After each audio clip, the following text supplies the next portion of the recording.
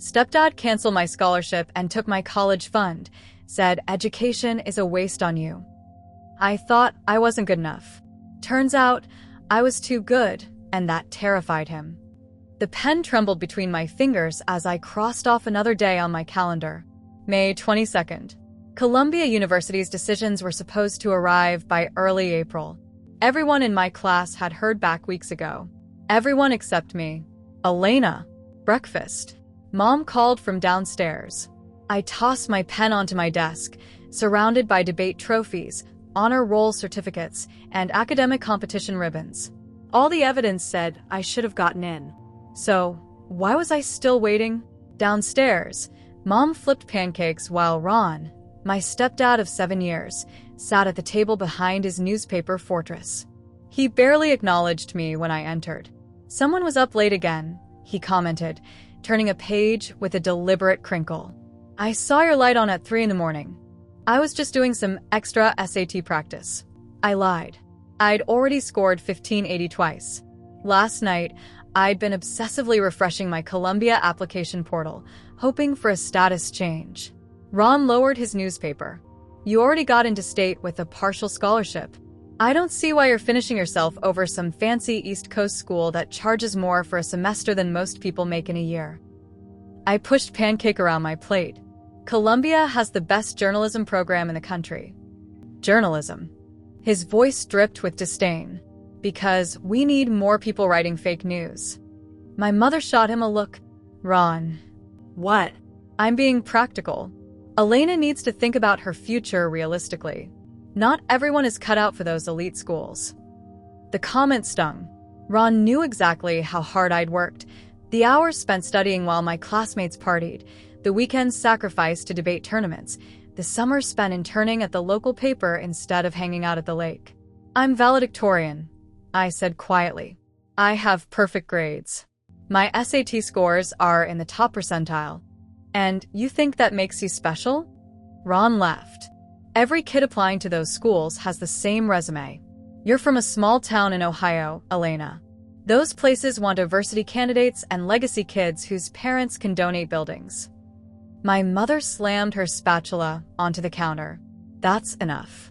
A heavy silence fell over the kitchen until Mom glanced out the window. The mail's here.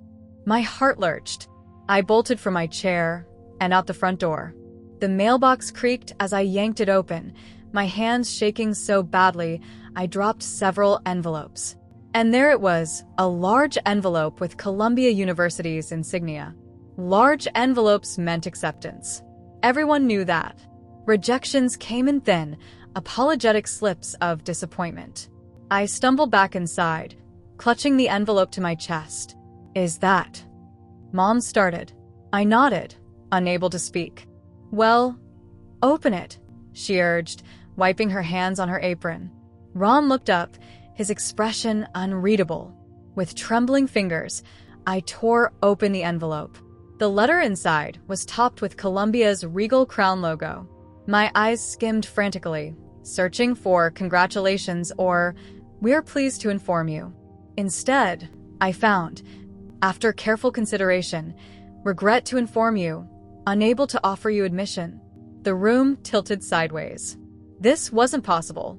Large envelopes meant acceptance. I didn't get in, I whispered, voice cracking. Mom rushed to my side. Oh, honey, I'm so sorry. Ron set down his newspaper. Well, that's that then. There must be some mistake, I insisted, reading the letter again. Maybe they sent the wrong letter. Elena, Ron interrupted firmly. You didn't get in. It happens to thousands of kids every year. This is why I told you not to put all your eggs in one basket. But I didn't. I got into other schools. With partial scholarships that won't cover half of what you need, Ron pointed out. State is offering the best deal, and it's a perfectly fine school. Tears burned in my eyes. I don't want to go to a perfectly fine school. I want Columbia. Well, we don't always get what we want. Ron stood, tucking his newspaper under his arm.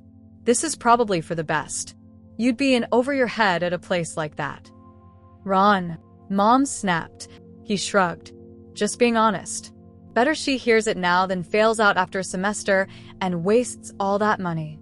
He paused at the doorway. See? Education's a waste on you. After he left, Mom tried to comfort me, but her words were just noise.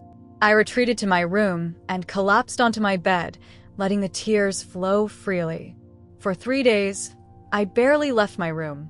I ignored texts from friends asking about decisions. I couldn't bear to tell them I'd been rejected while they celebrated. My best friend, Mia, had gotten into Columbia in early April. She'd called me screaming with excitement, and I'd been genuinely happy for her while secretly confident my own acceptance was coming. On the 4th day, Mom knocked on my door. Elena? Mr. Peterson called from the diner. He says if you want that summer job, you should come in tomorrow. I stared at the ceiling. Tell him I'll be there. Are you sure? You don't have to. What else am I going to do all summer? Cry. She sat on the edge of my bed. This isn't the end of the world, sweetheart. You can reapply next year or transfer after a year at state. I turned away. Ron wouldn't pay for it anyway. That's not true. He just wants what's best for you. I didn't answer. We both knew the truth. Ron had never wanted me to go to Columbia. He'd never supported my dreams of becoming a journalist. And now, secretly, he was probably thrilled I'd been rejected. What I didn't know then was that there was more to the story, much more. And the truth would stay hidden until I dug it up with my own hands, months later, when I'd nearly given up on my dreams completely. While my classmates packed for college, I packed at my dreams. Summer arrived with a cruelty I hadn't anticipated. Graduation day came and went in a blur of polyester gowns and forced smiles. I delivered my valedictorian speech on autopilot, spouting inspirational cliches about bright futures while inside, I felt hollow. My classmates didn't notice. They were too busy planning their college adventures. Every conversation at graduation parties became torture. Columbia, right? That's where you're headed. Mr. Reynolds, my AP Literature teacher, asked at the school's reception. No, I said, the word still bitter on my tongue after weeks of practice. I'm going to state. His eyebrows shot up in genuine surprise. State? But with your credentials. It's a financial decision. I cut in, the lie coming easier each time. I couldn't bring myself to say I'd been rejected. Not to him, who'd written one of my recommendation letters.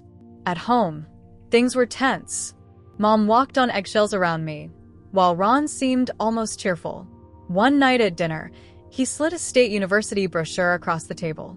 They have a decent communications program, he said, as if throwing me a bone. Not journalism exactly, but close enough. I pushed the brochure back. I've been thinking of taking a gap year.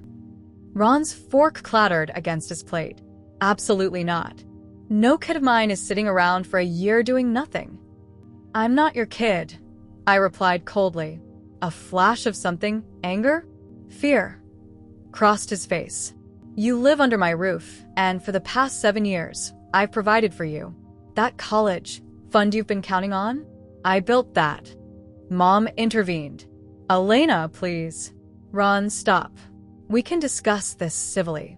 Later that night, I overheard them arguing in their bedroom. We agreed that money was for her education, Mom said, her voice strained. And it will be, Ron shot back, at state, where she has a realistic chance of succeeding. I'm not throwing $70,000 a year at some pipe dream. It's not your decision to make. The hell it isn't. I've been putting money into that account for years. I pressed my ear against the wall, heart pounding. What about her inheritance from Dad? Mom asked. That was specifically set aside for her college education. A long pause followed. That money's gone, Susan. Gone? What do you mean, gone? Investments went south. I tried to grow it, but... You invested Elena's inheritance without telling me? I pulled away from the wall, sick to my stomach. My father died when I was 8, leaving a modest insurance policy earmarked for my education. Now it was gone, along with my dreams of Columbia. The next day, I started my job at Mel's Diner. The place was a greasy spoon on the edge of town, patronized mostly by truckers and factory workers. I spent 8 hours a day taking orders, refilling coffee cups, and wiping down sticky tables. Order up, college girl. Mel would call out, unaware of the knife his nickname twisted in my chest. My only reprieve came in the form of Mia's texts from New York City, where she'd moved early to take a summer course at Columbia. "You should see this place, Elena.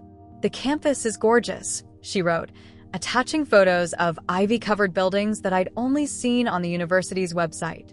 I wanted to be happy for her, but each message was salt in a wound that refused to heal. Still, I kept texting back enthusiastically, never revealing the truth. I couldn't bear her pity. July turned to August, and my classmates began packing for their new lives. Social media became unbearable. Every post showed dorm room shopping, emotional family farewells, and excited plans for orientation. I withdrew from it all, working double shifts at Mel's to stay busy. One sticky afternoon, a customer left a copy of the New York Times on the counter. During my break, I flipped through it, stopping at an article about Columbia's incoming freshman class. The byline caught my eye. It was a professor I'd researched extensively, one I'd hoped would become my mentor. Something didn't add up. I pulled out my phone and scrolled back through old texts from Mia. "Got my acceptance packet today," she'd written on April 3rd. April 3rd, nearly 2 months before my rejection letter arrived. I frowned, puzzled by the timeline. Columbia sent all their decisions around the same time. Everyone knew that. Why had mine come so late? And in a large envelope, no less? That evening, while Ron and Mom were out, I did something I'd never done before. I went into their bedroom and opened Ron's desk. I wasn't sure what I was looking for, but I needed answers. The desk contained nothing unusual: bills, warranty information for appliances, tax documents. But as I turned to leave, I noticed Ron's laptop. On impulse, I opened it. Password protected, of course. I tried the obvious: his birthday, their anniversary date, his childhood street. Nothing worked. Then, on a hunch, I typed in Elena 1234, and I was in. My hands trembled as I opened his email. I searched for Columbia and hit pay dirt immediately. An email from April 2nd to a Columbia admissions officer regarding my stepdaughter's application. I couldn't bring myself to read further. I closed the laptop and returned it exactly as I'd found it, my mind racing. What had Ron done? The question haunted me through my evening shift at Mel's. Between serving plates of meatloaf and pouring endless cups of coffee, a realization was forming, one so outrageous I could barely acknowledge it. What if I hadn't been rejected at all? That night, watching Mia's Instagram story of her Columbia orientation, something inside me hardened into resolve. If Ron had sabotaged my future, I would find proof. And if he had, I wouldn't just roll over and accept it. I'd find a way back to my dreams, even if I had to build the path myself, brick by agonizing brick. The truth didn't fall into my lap. I dug for it, with bleeding fingers and burning rage. September came, bringing with it State University's fall semester. I didn't enroll. The thought of sitting in State's overcrowded lecture halls while Mia explored Columbia's hallowed campus was more than I could bear. When Ron demanded an explanation, I lied. "I missed the enrollment deadline," I said flatly at dinner. "I'll have to wait until spring semester." Ron's face flushed crimson. "You what?" "After all that drama about college." "I've been working," I countered. "Saving money. Unlike some people, I don't squander other people's futures." Mom gasped. "Elena." Ron's eyes narrowed dangerously. "What exactly are you implying?" I held his gaze. "Nothing. Yet." That night, I enrolled in 2 night classes at Lakeside Community College, Introduction to Journalism and Creative Writing. It wasn't Columbia, but it was something. A small act of rebellion, paid for with my diner tips. October brought rain and wind that rattled the windows of our small house.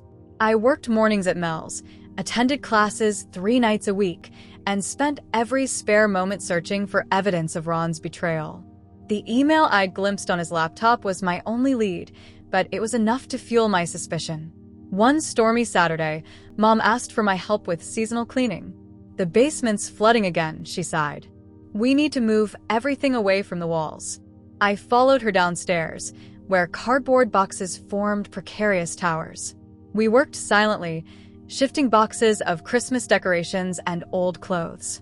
Behind the ancient dryer, I spotted water seeping through the concrete.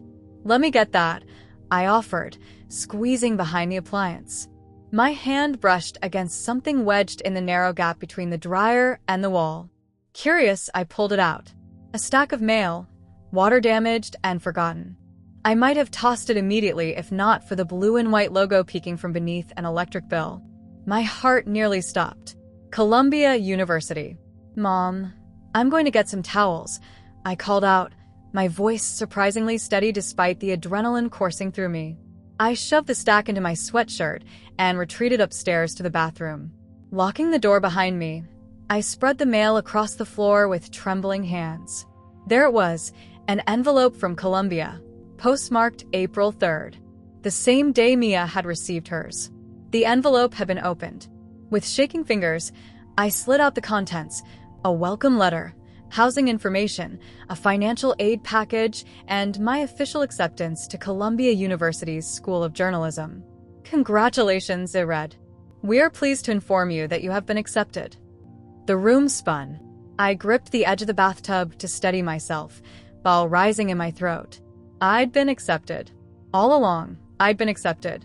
But there was more. Paperclipped to the acceptance letter was a yellow sticky note with Ron's handwriting. "She's not going.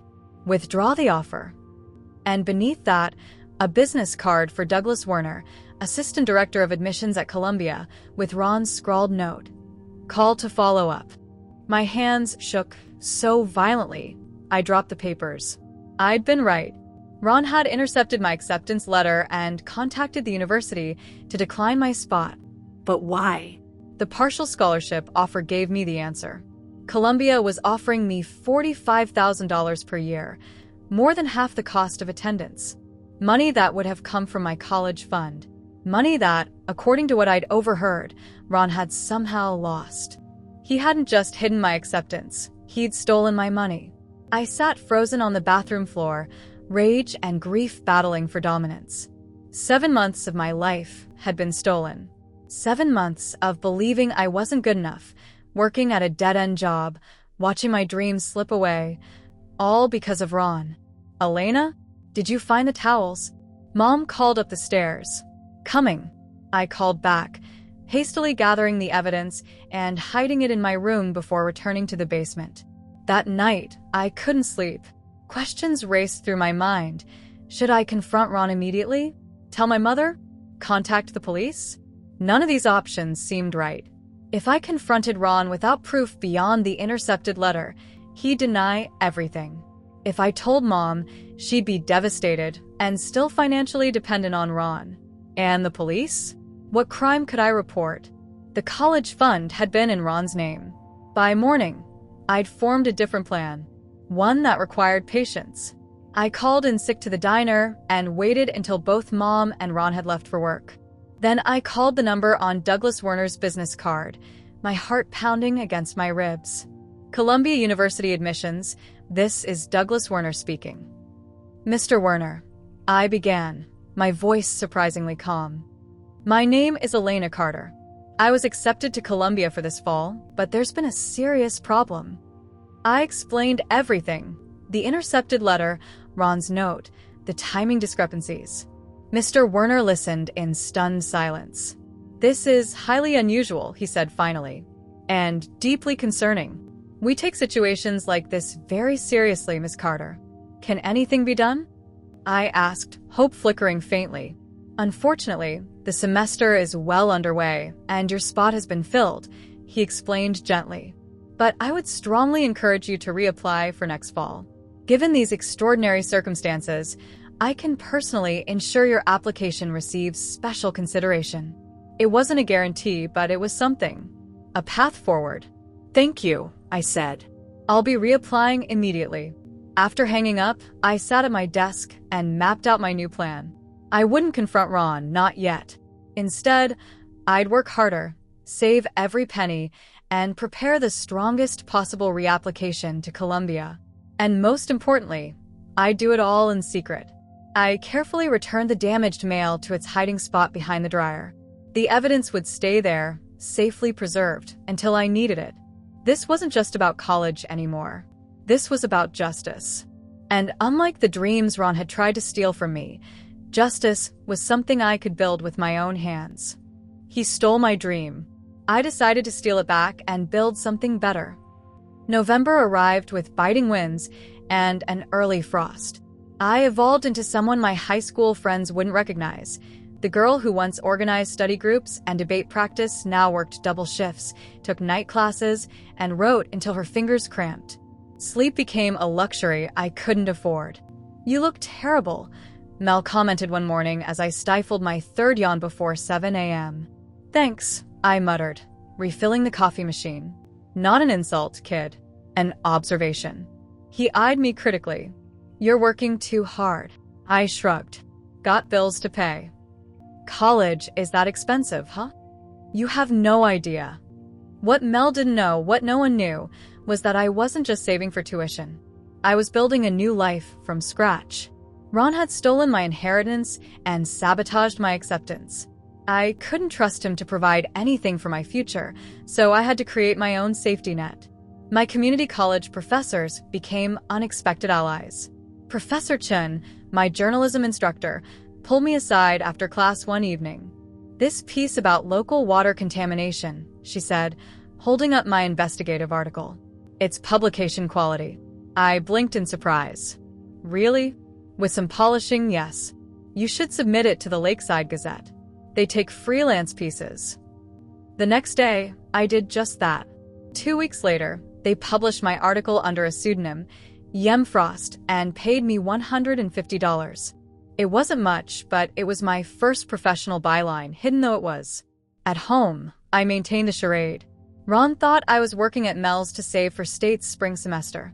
Mom worried about my exhaustion, but didn't press when I assured her I was fine. Neither suspected I was secretly rebuilding my Columbia application, stronger than before. "Got a minute?" Ron asked one December evening, catching me as I returned from a late shift. My guard instantly rose. "I need to shower. I smell like French fries." "This won't take long." He gestured to the living room. "Sit." Reluctantly, I perched on the edge of the sofa. Ron settled into his recliner, the king on his throne. "I've been thinking about your college situation," he began. "State's spring enrollment deadline is coming up." "I know. And I notice you haven't mentioned it lately." I kept my face neutral. "I've been busy." "Too busy to plan your future?" He leaned forward. "Look, what happened with Columbia was unfortunate, but it's time to move on. State has a spot for you, and that partial scholarship is still available." The audacity of his concern made my blood boil. I bit the inside of my cheek to maintain composure. "I appreciate your concern," I said carefully, "but I'm handling it."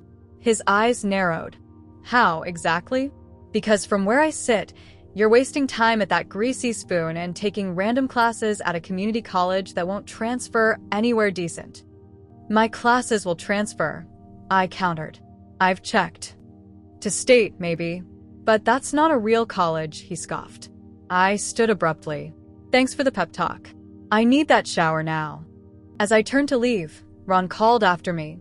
"You can't avoid reality forever, Elena. Sooner or later, you need to accept that some dreams are just that, dreams." I paused at the doorway. "You know what, Ron? You're right. Some dreams are just dreams. But others? Others are plans that haven't happened yet." His puzzled expression followed me upstairs. That night, I added another freelance piece to my growing portfolio, an opinion column about educational inequity that the county newspaper purchased. By January, I'd published 6 articles under my pseudonym and established a small but growing reputation. Professor Chin pulled me aside again after the final class of the semester. "The Newark Tribune is looking for an intern," she said. 20 hours a week, paid. I recommended you." "That's wow." I struggled to find words. "Thank you." "Don't thank me. You earned it." She smiled. "But there's one condition. They need your real name, not the pseudonym." I hesitated. Using my real name meant Ron might discover what I was doing. Is there a problem? Professor Chen asked. No, I decided.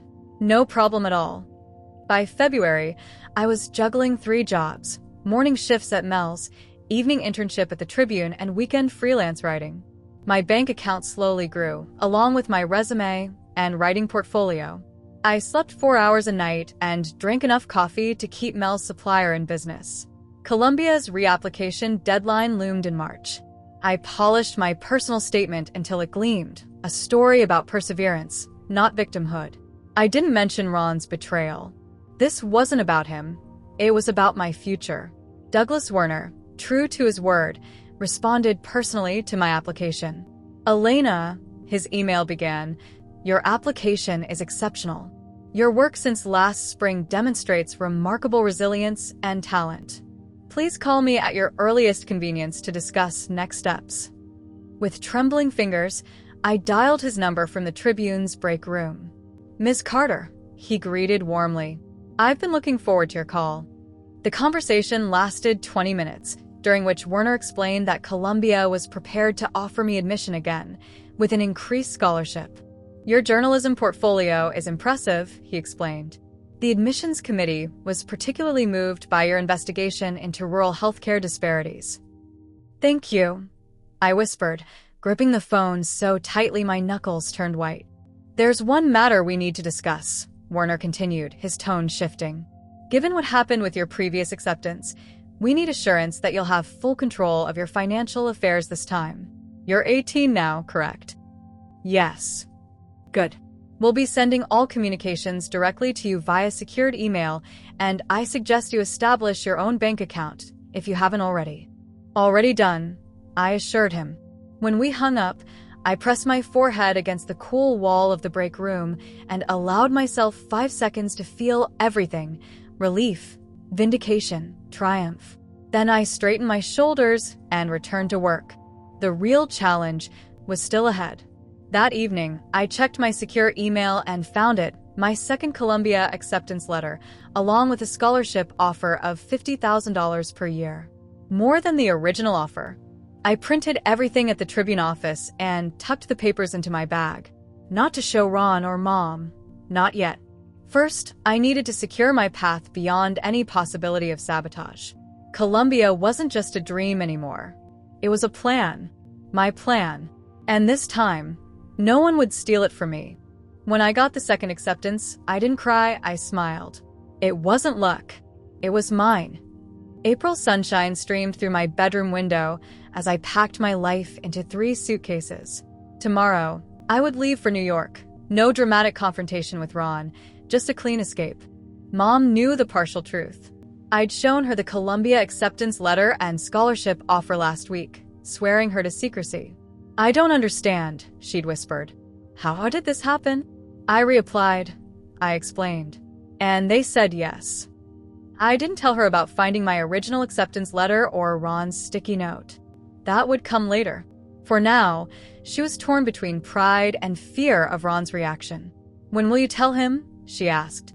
I won't, I replied. You will after I'm gone. The plan was simple. I would leave for work with my suitcases already stashed in Mel's truck. He'd drive me to the bus station. Mom would hand Ron my letter explaining everything. By the time he processed the information, I'd be halfway to Columbia. Friday night dinner was surreal. My last at that table, with Ron oblivious to the seismic shift about to occur. You're quiet tonight, he observed. I shrugged. Tired. Big day at the Tribune tomorrow. That internship's eating up too much of your time. You need to focus on State's summer session. I responded noncommittally, catching Mom's anxious glance. The next morning, I hugged Mom fiercely at dawn before Ron woke up. I'll call you when I arrive, I promised. Tears streamed down her face. Are you sure about this? More sure than I've ever been about anything. Mel was waiting outside in his pickup. Ready, kid? I looked back at the house one last time. Ready. The bus ride to New York was 9 hours of alternating anxiety and exhilaration. Columbia's temporary housing felt like a palace after the tension of home. That first night, I slept more soundly, than I had in a year. Mom called the next morning, her voice tight. He knows. How did he take it? About as well as you'd expect. He's threatening to come get you. My heart raced. He doesn't know exactly where I am, and I'm an adult. He has no legal right to force me home. I know. I told him that. She paused. Elena, he emptied our joint account this morning. My breath caught. Mom, I'll be fine, she insisted. I have my own account he doesn't know about. I've been preparing too, since you showed me your acceptance letter. Pride swelled in my chest. That's good. Really good. I've got questions about how all this happened, she said carefully. Things that don't add up about last year. When you're ready, I'll tell you everything. I promised. 3 years passed in a blur of classes, internships, and writing. I thrived at Columbia, earning a spot on the honors list every semester. My column in the university newspaper gained attention beyond campus, leading to an internship with Senator Miranda Chin, who championed education reform. I didn't go home for holidays.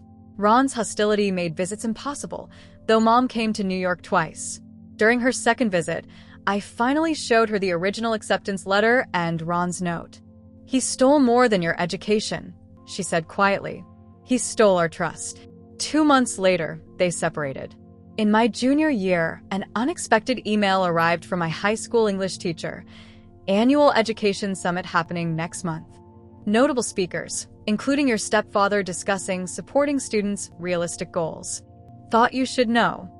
I stared at my screen, ice forming in my veins.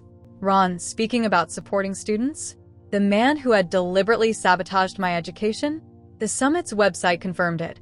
Ronald Carter, board member, discussing guiding students toward achievable educational paths. There was even a photo of Ron with his arm around a teenage boy, his new stepson, who, according to Mom, had already failed out of 2 colleges. Before I could second-guess myself, I contacted the summit organizers, pitching myself as a speaker. Elena Carter, Columbia University honors student and senatorial intern, discussing overcoming educational obstacles. They accepted immediately. The day of the summit, I arrived early, dressed in a tailored blue suit that projected confidence. I sat in the back during Ron's panel, listening as he espoused platitudes about realistic expectations and practical education paths.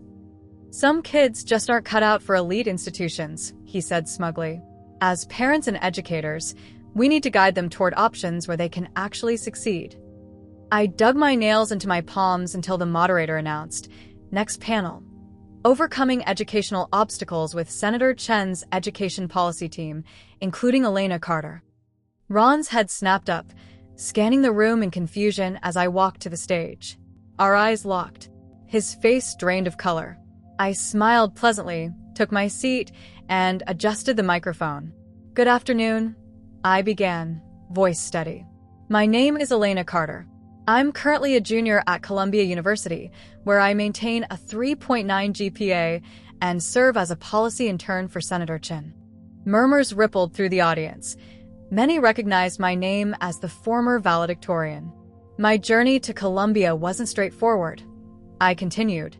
In fact, it involved overcoming obstacles that had nothing to do with my academic abilities and everything to do with having my acceptance letter deliberately hidden from me. The room fell silent. Ron shifted uncomfortably, trapped in his seat by social convention. I'm here today to discuss how educational institutions can better protect students from those who might, for their own reasons, sabotage academic opportunities. For the next 20 minutes, I outlined policy recommendations, never directly mentioning Ron, but making eye contact with him at key moments.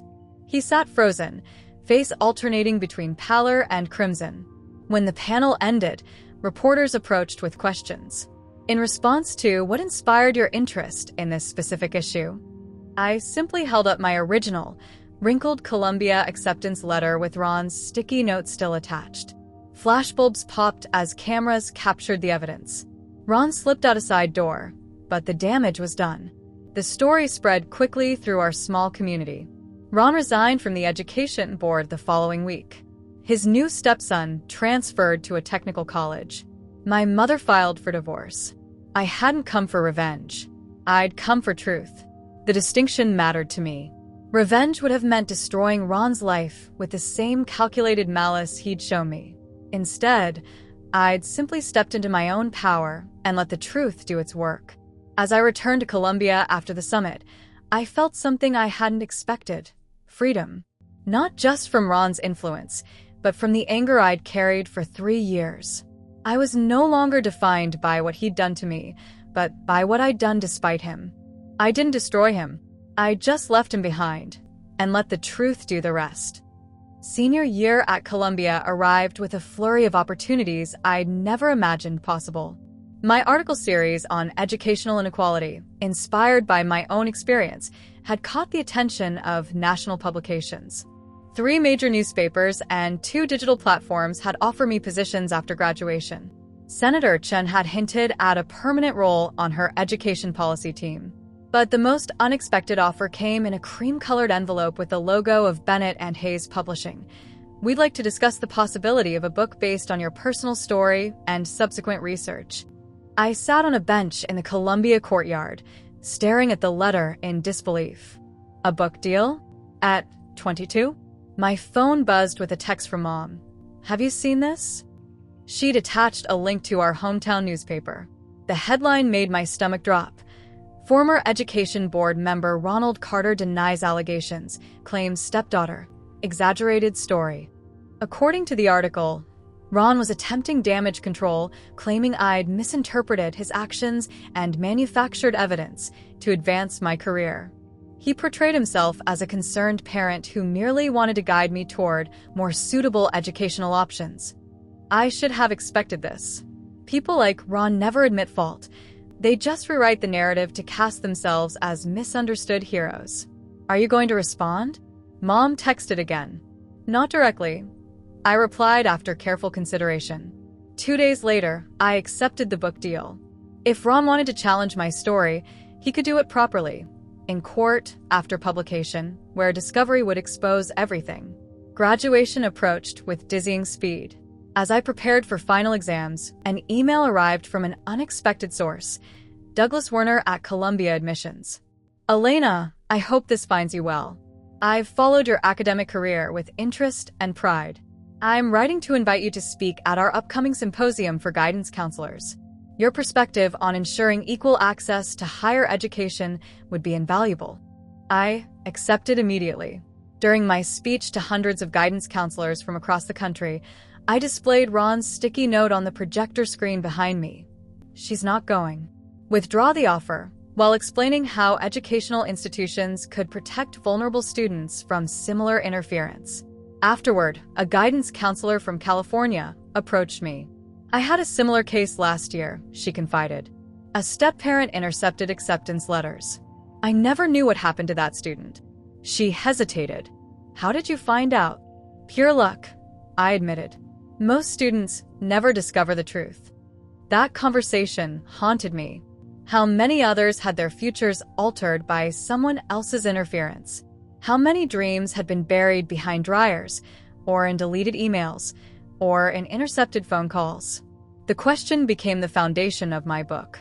I spent months interviewing students across the country who suspected or confirmed similar sabotage. Their stories were heartbreaking. Parents who destroyed acceptance letters out of fear of losing control, who stole scholarship money out of greed, who undermined achievements out of jealousy. When intercepted, How Family Sabotage Derails Education and What We Can Do About It was published the following year. It sparked a national conversation. Schools implemented new verification protocols. Financial aid offices established direct student communication channels. Counselors developed systems to confirm acceptances independently. The day my book hit shelves, Mom called. "Ron's trying to contact me," she said. "He wants to speak with you." My heart raced. "About what?" "He says he wants to apologize." I laughed bitterly. 3 years too late, and only after public exposure. "That's what I thought." She paused. "But there's something else. His new stepson, Mason? He left home. Apparently, he found out what Ron did to you and confronted him. Ron's wife is furious." I felt an unexpected flash of sympathy for the boy. Is he okay? He's staying with his biological father. And he's requested a copy of your book. I sent Mason a signed copy with a personal note. Your future is yours alone. Guard it fiercely. 2 weeks later, during a book signing in Chicago, I looked up to see Ron standing in line. My blood froze. He looked older, diminished somehow. The confident swagger was gone, replaced by a slight stoop and anxious fidgeting. When he reached my table, neither of us spoke for a long moment. I read your book, he finally said, voice barely above a whisper. I waited, pen poised over the title page. You got it wrong, he continued. About why I did it. Enlighten me, I replied coolly. It wasn't about the money. Well, not entirely. He glanced around nervously. It was fear. You were going to leave and become someone I could never understand. Your real father would have understood you.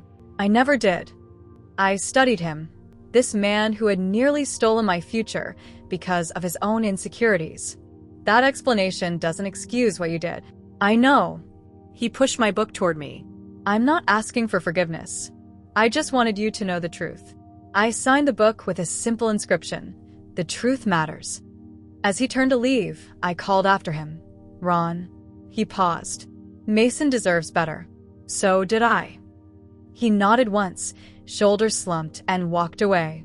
That evening, I spoke to a packed auditorium at Northwestern University. Students, parents, and educators filled every seat. When someone asked if I regretted exposing my stepfather so publicly, I thought carefully before answering. Justice isn't about destruction, I said finally. It's about restoration. Not just for me, but for every student whose path might be protected because of what we learned from my experience. After the event, a teenage girl approached me, clutching my book to her chest. I found my Harvard acceptance hidden in my stepmom's closet yesterday, she whispered. I confronted her this morning. I'm going to Cambridge in the fall. I smiled, remembering my own journey.